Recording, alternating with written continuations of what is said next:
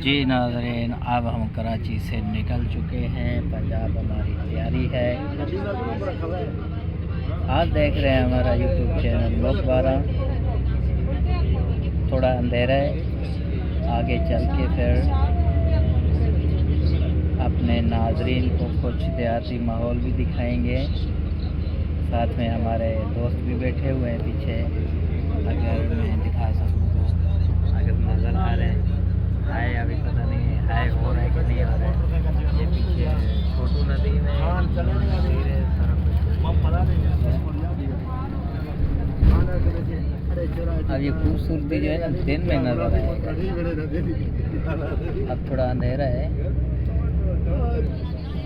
अब ये मालूम नहीं है कि कौन सा है।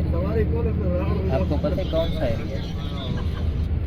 ये अभी बैरिया टॉप शुरू हुआ है। अच्छा, ये बैरिया नहीं, एकदम में थोड़ी बैरिया। अच्छा,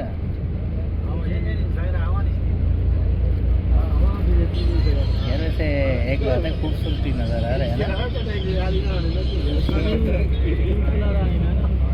कौन सा? बड़ा अच्छा, दोस्तों में टोल प्लाजा दिखा। हाँ तो वो तो दिखाएंगे। एक तो अंधेरा नज़र आ रहा है, मेरे ख्याल से वो मेन चीज़ नहीं है जहाँ पे नज़र आ रहा है। ये मेरे दोस्त नज़र आ रहे हैं पीछे। मुझे लग रहा है मुझे फ्लैश चलाना होगा।